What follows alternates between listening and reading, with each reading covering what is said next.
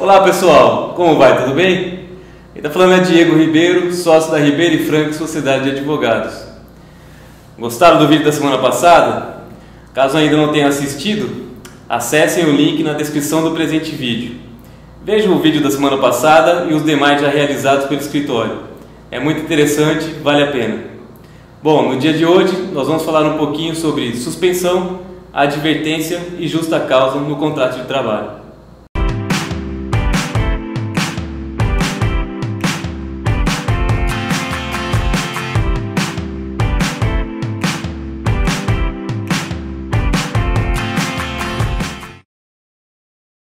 Ao longo do contrato de trabalho, infelizmente, alguns trabalhadores cometem algumas faltas. Faltas essas passíveis de punições. Punições que são adotadas pelo empregador, já que é o empregador quem dirige o contrato de trabalho. Essas punições são elencadas como a demissão por justa causa, a maior delas, suspensão do contrato de trabalho ou então advertência verbal ou escrita. Ocorre que tais tipos de penalidades possuem alguns mitos. Algumas pessoas imaginam que para que um trabalhador seja demitido por justa causa, ele deverá ser advertido por 3 vezes, por exemplo. Isso é um mito, e é algum desses mitos que nós devemos desmistificar através deste vídeo. O primeiro mito é no sentido de que a CLT traz faltas leves, médias e graves. Isso não é verdade. A realidade é que o artigo 493 diz que todas as faltas elencadas no artigo 482 da CLT são graves em sua essência e podem ser penalizadas pelo empregador. Outro mito, como dissemos, é a necessidade de que o trabalhador receba uma sanção mais leve para somente então receber uma sanção mais pesada.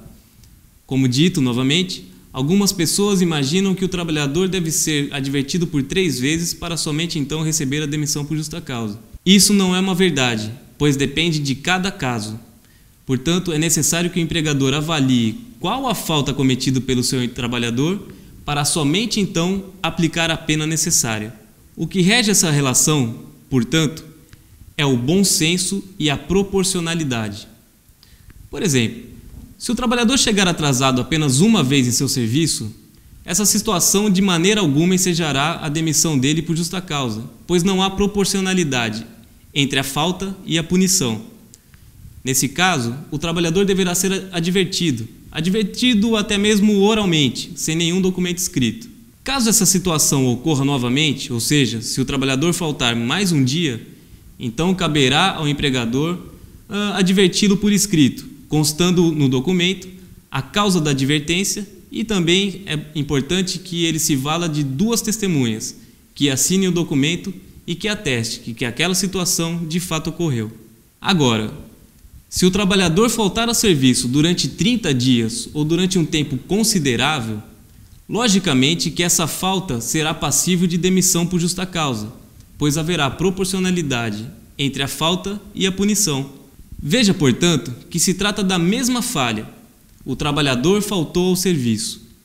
No entanto, se ele faltou uma única vez, caberá ao empregador adverti-lo, oralmente ou por escrito.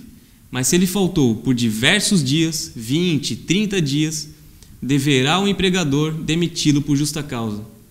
Há, nesse caso, a proporcionalidade entre a falta e a penalidade aplicada pelo empregador. Veja, portanto, que a mesma falha do trabalhador pode ensejar 2 tipos de punição: advertência, suspensão ou demissão por justa causa. Mas há algumas condutas no artigo 482 da CLT que ensejam a justa causa diretamente, bastando que o trabalhador falhe uma única vez. 2 exemplos deste tipo de conduta que são passíveis por justa causa diretamente. Bom, o primeiro deles é a revelação de segredo de empresa. Se por um acaso o trabalhador trabalha no departamento de TI, por exemplo, e ele revela algum segredo industrial ou comercial da empresa ao seu concorrente, logicamente que o empregador não deverá adverti-lo, verbal ou escrito. Não, de maneira alguma.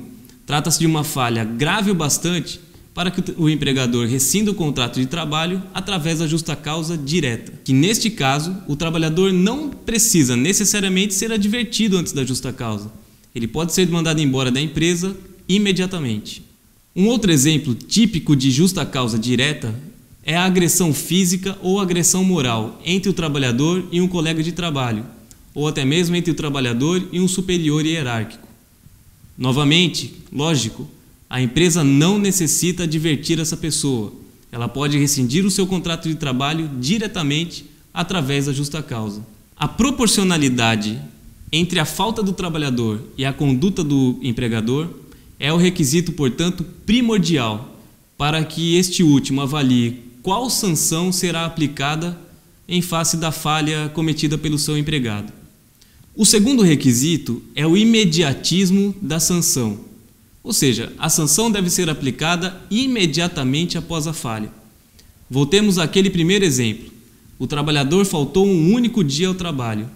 Bom, no dia seguinte, no retorno ao trabalho, deverá o empregador aplicar-lhe a advertência. Ele não pode aguardar 1, 2, 3 ou 4 dias. A sanção deve ser imediata.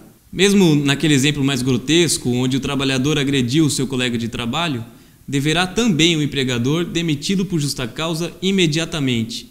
Deve valer-se, portanto, do imediatismo. No entanto, nem sempre o empregador consegue verificar exatamente quem foi o autor do dano e qual foi a extensão deste dano. Muitas vezes, no caso de uma briga, por exemplo, deverá o empregador verificar quem brigou e quais foram essas circunstâncias. Isso pode levar alguns dias, 24, 48 ou 72 horas. Bom, ao final dessa verificação, deverá o empregador tomar uma atitude e, se for o caso, demitir o empregado por justa causa, seja ele o único envolvido ou todos os envolvidos. Nesse caso, sim, deverá demitir todos por justa causa, se houver 2 agressores. Por fim, além da proporcionalidade e do imediatismo, existe um outro pré-requisito que o empregador deve cumprir, que é uma punição para cada falta cometida pelo empregado. Voltemos àquele exemplo mais simples. O trabalhador simplesmente faltou ao serviço. Bom, existe uma única falta, portanto, ele deverá ser sancionado uma única vez. Neste caso, uma advertência por escrito ou verbal, como dissemos. E no exemplo mais complexo, o trabalhador, de repente, agrediu um colega de trabalho. Neste caso, não poderá a empresa suspender esse trabalhador e aplicar-lhe a justa causa, pois seriam 2 sanções por conta de uma única falta. Enfim, cada falta enseja uma única sanção, não podendo existir 2 sanções para uma única falta. Portanto, verificamos que a CLT não traz em seu texto faltas leves, médias e pesadas. Ela diz que todas aquelas falhas descritas no artigo 482 são passíveis de punição. E como punir? Caberá ao empregador verificar as condições de proporcionalidade entre a falta e a punição, o imediatismo e também punir o empregador uma única vez para cada falta. É isso aí, pessoal. Espero que tenham gostado do vídeo, continuem nos acompanhando e até a próxima semana. Um abraço.